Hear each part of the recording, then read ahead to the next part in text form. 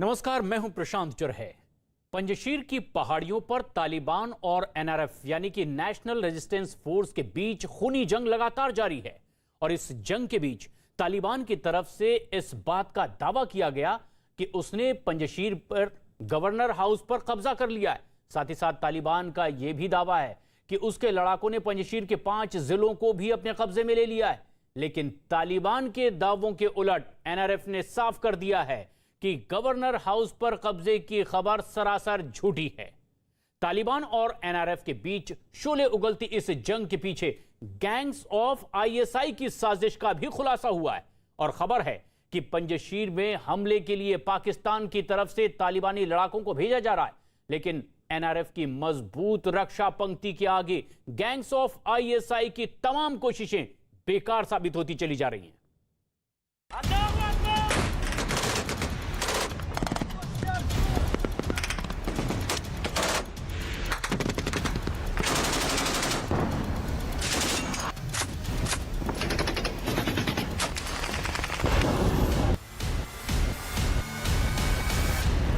पंजशीर में एनआरएफ और तालिबान में घमासान।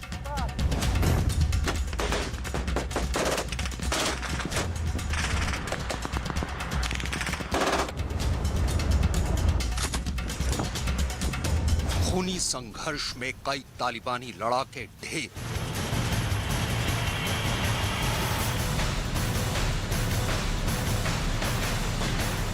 तालिबान पर एनआरएफ का चौंकाने वाला दावा।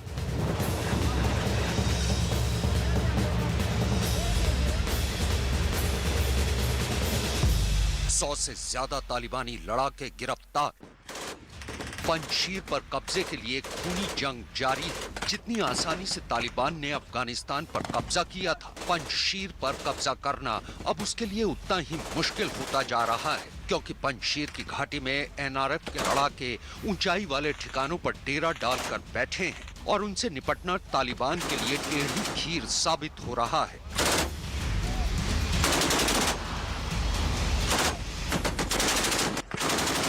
आलम यह हो चुका है कि गोलियों की तड़तड़ाहट और बम के धमाकों से पूरी घाटी गूंज रही है। खबर है कि तालिबान ने पंजशीर पर कब्जे के लिए हमला किया था, लेकिन उन्हें कामयाबी नहीं मिली।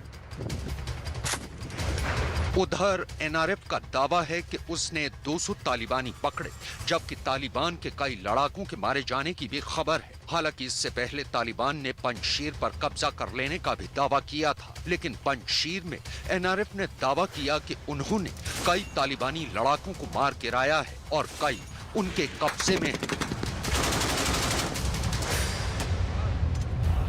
एनआरएफ यानी नेशनल रेजिस्टेंस फोर्स की तरफ से ट्वीट किए गए इस वीडियो को लेकर भी यही दावा किया जा रहा है कि ये तालिबानी लड़ाके हैं और इन्हें एनआरएफ ने गिरफ्तार किया है। इस वीडियो में आप साफ देख सकते हैं कि तालिबानी लड़ाकों के हाथ बंधे हुए हैं और कुछ लोग उन्हें पानी पिलाते नजर आ रहे हैं।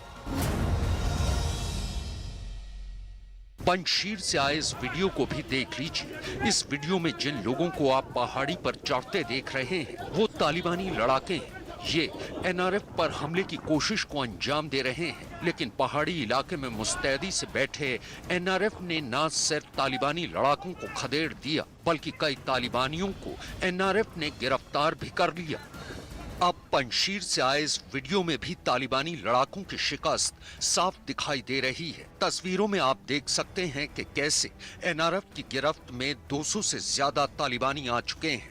इस बीच तालिबानी कमांडर का एक फोन टैप भी वायरल हो गया है। इस फोन में तालिबानी कमांडर अपने किसी साथी से बात कर रहा है और ये बताने की कोशिश कर रहा है कि कैसे पंजशीर में तालिबान की जंग बेहद मुश्किल है।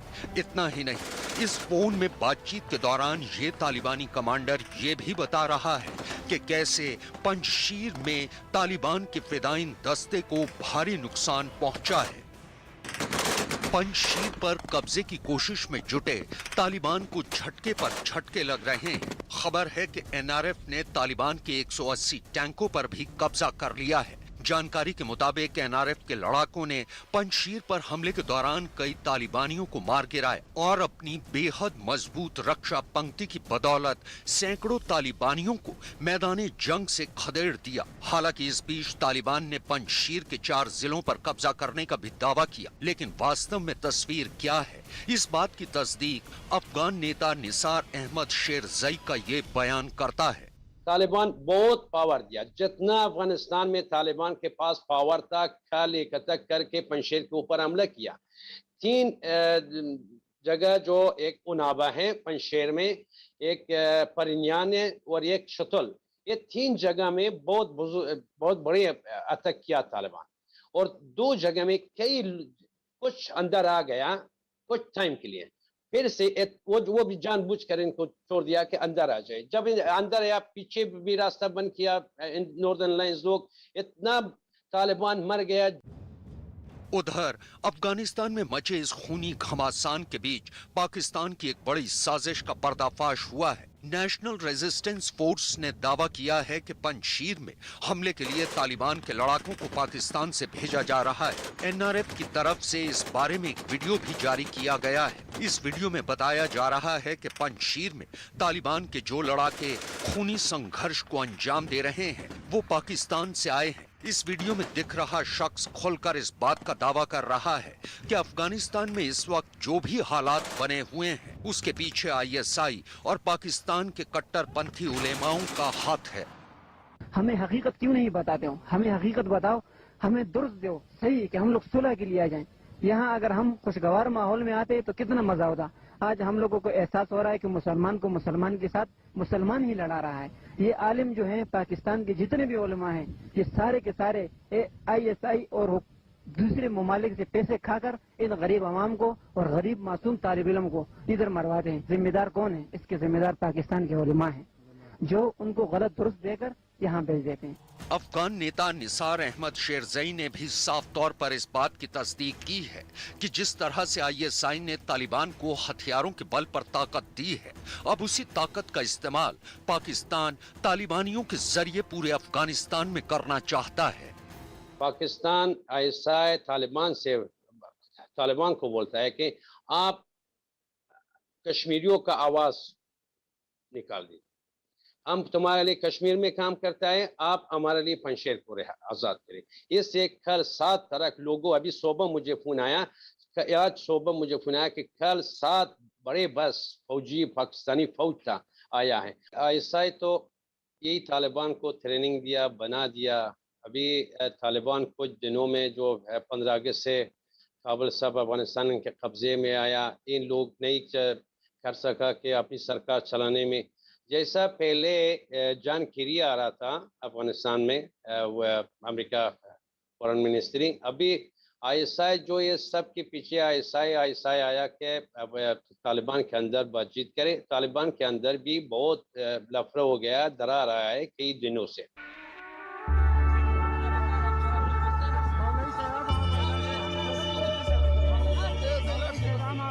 असल में तालिबानी लड़ाकों और पाकिस्तान की ये जुगलबंदी इसलिए खतरनाक मानी जा रही है क्योंकि तालिबान ने काबुल की सुरक्षा कमान हक्कानी नेटवर्क को सौंपी है। हक्कानी नेटवर्क वो आतंकी संगठन है जिसे आज की तारीख में अफगानिस्तान में दहशत का दूसरा नाम माना जाता है। हक्कानी नेटवर्क यानी वो आतंकी संगठन जिसे दुनिया भर में बदनाम पाकिस्तान की खुफिया एजेंसी आईएसआई की शैडो आर्मी कहा जाता है। हक्कानी नेटवर्क यानी वो आतंकी संगठन जिसने पाकिस्तानी खुफिया एजेंसी आईएसआई के इशारे पर अफगानिस्तान में हजारों बेगुनाह लोगों का खून बहाया है। हक्कानी नेटवर्क यानी दुनिया की वो आतंकी तंजीम जिसे पाकिस्तान की खुफिया एजेंसी आईएसआई का अक्स कहा जाता है। जिस दिन से आतंकी संगठन हक्कानी नेटवर्क वजूद में आया है उसी दिन से उसके आतंकी सरगनाओं और आतंकियों के पाकिस्तान की खुफिया एजेंसी आईएसआई से कुछ इस कदर गहरे रिश्ते बने कि दोनों ने मिलकर अफगानिस्तान में तबाही और बर्बादी की एक नई इबारत लिख डाली थी। और पाकिस्तान अब यही चाहता है कि अफगानिस्तान में हक्कानी नेटवर्क के जरिए जुल्म और सितम के जाल को और ताकत दी जाए। तालिबान बहुत पावर दिया, जितना अफगानिस्तान में तालिबान के पास पावर था, ख्याल इकट्ठा करके पंशेर के ऊपर हमला किया। 3 जगह जो एक उनाबा है पंशेर में, एक परिन्यान है और एक शतुल, ये 3 जगह में बहुत बड़े अटैक किया तालिबान। और 2 जगह में कई कुछ अंदर आ गया कुछ टाइम के लिए, फिर से वो भी जानबूझकर इनको छोड़ दिया कि अंदर आ जाए। जब अंदर आया पीछे भी रास्ता बंद किया नॉर्दर्न लाइंस लोग, इतना तालिबान मर गया। फिलहाल पंजशीर को छोड़कर पूरे अफगानिस्तान पर तालिबान का कब्जा है और अब एक बार फिर तालिबान के खिलाफ पंजशीर घाटी से ही बगावत की आवाज बुलंद हो चुकी है। पंजशीर में नॉर्दर्न अलायंस के परचम तले एंटी तालिबान फोर्सेज इकट्ठी हो रही हैं। दरअसल अफगानिस्तान के पूर्व उपराष्ट्रपति अमरुल्लाह सालेह, नॉर्दर्न अलायंस के नेता और पूर्व कमांडर अहमद शाह मसूद के बेटे अहमद मसूद, कमांडर अब्दुल रशीद दोस्तम और अता मोहम्मद नूर तालिबान के खिलाफ जंग का बिगुल फूंक चुके हैं। खबर के मुताबिक राष्ट्रपति अशरफ गनी के अफगानिस्तान छोड़कर भागने के बाद खुद को केयरटेकर राष्ट्रपति घोषित कर अमरुल्लाह सालेह जंग का ऐलान कर चुके हैं। फिलहाल सालेह अपने गुरु अहमद शाह मसूद के बेटे अहमद मसूद के साथ मिलकर तालिबान विरोधियों को इकट्ठा कर रहे हैं। लेकिन सवाल यही है कि आखिर कब तक अफगानिस्तान के आम लोग तालिबान के क्रूर इरादों और पाकिस्तान की साजिशों का शिकार होते रहेंगे।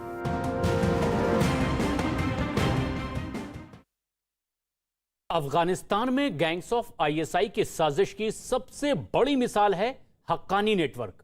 हैरानी तो इस बात की है कि जिस हक्कानी नेटवर्क को अमेरिका और संयुक्त राष्ट्र साल 2012 में, यानी कि आज से 9 साल पहले ही एक आतंकवादी संगठन घोषित कर चुके हैं, उस आतंकी तंजीम यानी कि हक्कानी नेटवर्क को पाकिस्तान खुलेआम बरसों से समर्थन देता रहा है। और काबुल में भी आईएसआई के मौजूदा चीफ अब लेफ्टिनेंट जनरल फैज हमीद की मौजूदगी इसका सबसे बड़ा सबूत है।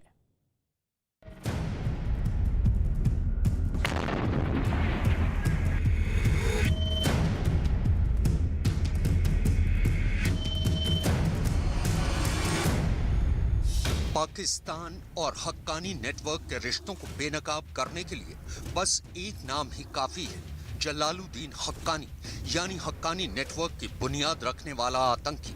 जलालुद्दीन का जन्म 1939 में अफगानिस्तान के बख्तिया सूबे के कारजगे इलाके में हुआ था। खैबर पख्तूनख्वा के दारुल उलूम हक्कानिया से अपनी तालीम पूरी करने के बाद जलालुद्दीन पाकिस्तान के पेशावर के एक मदरसे में मौलवी बन गया। लेकिन 1979 में सोवियत रूस की सेना के अफगानिस्तान में घुस आने के बाद जलालुद्दीन हक्कानी ने हिज़्ब इस्लामी में शामिल होकर उसके खिलाफ जंग लड़ी।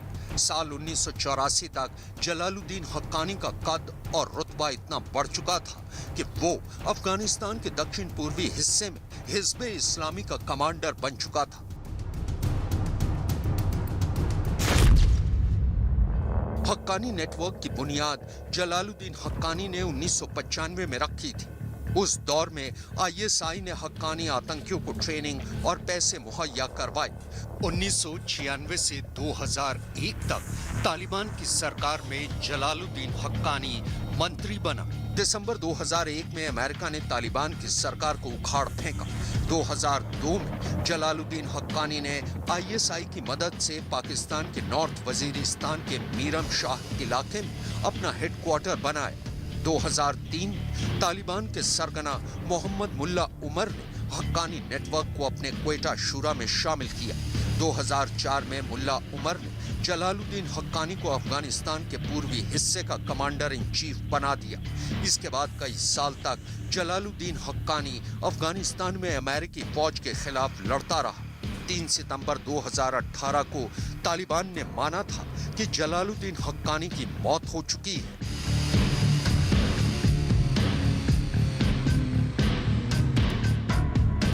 हक्कानी नेटवर्क को मदद करने के वजह पाक आईएसआई अफगान सरकार पर अपना कंट्रोल बनाए रखना चाहती है।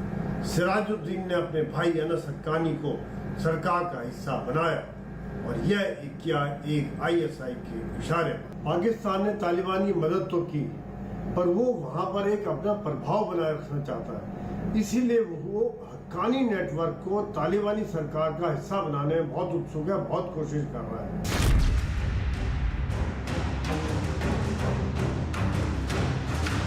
दरअसल तालिबान और हक्कानी नेटवर्क को समर्थन देने के पीछे भी पाकिस्तान की एक गहरी साजिश छिपी है।